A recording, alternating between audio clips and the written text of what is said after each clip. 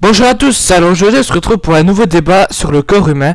Donc je vais parler des nerfs et des sens, des différents sens. Alors vous savez que notre corps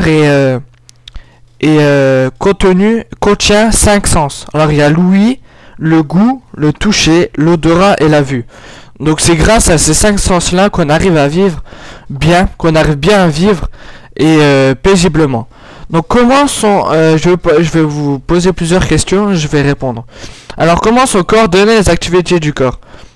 Alors en fait c'est la coordination qui est liée entre les différentes activités du corps. C'est plutôt deux systèmes qui l'assurent. Alors il y a le système nerveux qui envoie au cerveau et reçoit de lui des messages sous forme de signaux électriques transmis par les nerfs. Donc c'est un peu des systèmes nerveux qui envoient des signaux électriques au cerveau. Donc il y a aussi le système endocrinien qui envoie des messages chimiques dans tout le corps.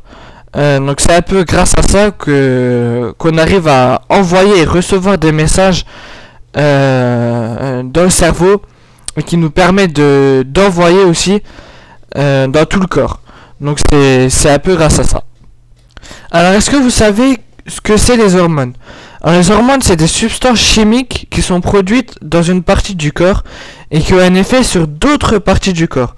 Ainsi l'insuline est produite par le pancréas et qui affecte le fonctionnement du foie et d'autres organes. Donc il y a plus de 30 hormones qui sont fabriquées par les glandes endocrines situées dans la tête, le cou et le torse. Donc c'est pour ça qu'elles ont une importance considérable sur le fonctionnement de l'organisme, de la croissance jusqu'à la reproduction. Quand j'ai dit ça, on peut se dire que les hormones c'est très important, que ce soit pour nous ou pour la reproduction, donc c'est très important. Il y a à peu près plus de 30 hormones dans le corps. C'est dans la tête, le cou et le torse. Donc c'est très important. Donc est-ce que vous savez la glande la plus importante du corps? C'est l'hypophyse qui est la plus importante parce qu'elle produit des hormones qui contrôlent la plupart des autres glandes endocrines. Donc la taille dépend d'une hormone de croissance produite par l'hypophyse. Donc si elle est trop importante, la croissance sera trop excessive, donc vous allez être trop grand, c'est-à-dire plus de 2 mètres. Et si elle n'est pas assez, vous allez avoir une croissance bloquée. Donc c'est grâce à cette glande que vous arrivez à évoluer, à grandir. Donc les hormones, la taille, la taille que vous allez faire dépend souvent de nos parents. Donc c'est grâce à nos parents qu'on grandit. Non, qu'on grandit pas, c'est grâce à nous. Mais qu'on va avoir une taille à peu près de la même grandeur que nos parents.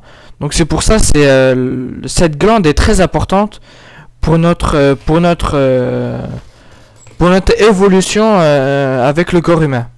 Alors pour être plus précis, le cerveau compte plus de 10 milliards de neurones. Donc je vous avais dit tout à l'heure qu'il était constitué de milliards de cellules nerveuses.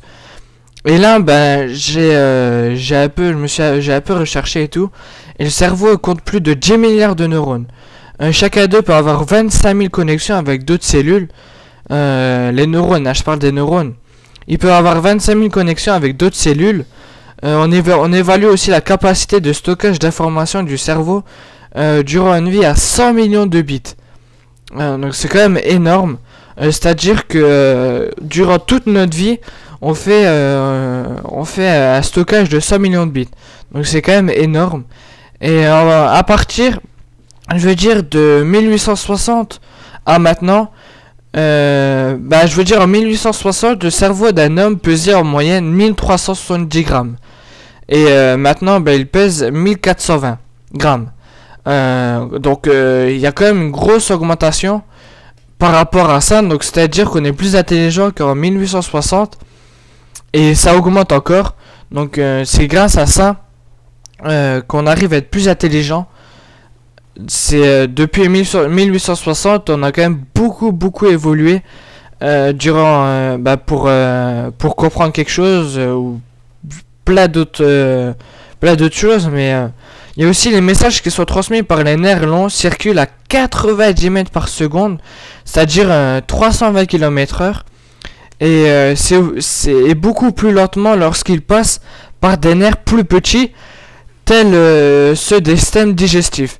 Donc ça met beaucoup plus longtemps par les systèmes digestifs que par les nerfs longs, par les nerfs longs, oui, ça s'appelle comme ça. Donc c'est beaucoup plus rapide par les nerfs longs que par le système digestif. Donc on va dire que c'est plus rapide par le système par les nerfs longs que par les systèmes digestifs. Donc voilà, c'est là que s'achève ma vidéo. J'espère que vous avez passé un bon moment avec moi, parce que moi j'ai passé un très bon moment en votre compagnie. J'espère que vous avez appris des choses grâce à cette vidéo. Et si vous le saviez déjà, déjà je suis désolé. J'ai essayé de faire mon maximum pour les personnes qui ne le savaient pas, pour les personnes qui le savaient. Donc j'espère que vous avez aussi appris des choses, et si vous le savez déjà, j'espère que vous avez passé un bon moment avec moi. Donc voilà, donc je vous dis prenez soin de vous, et à la prochaine. Bye tout le monde.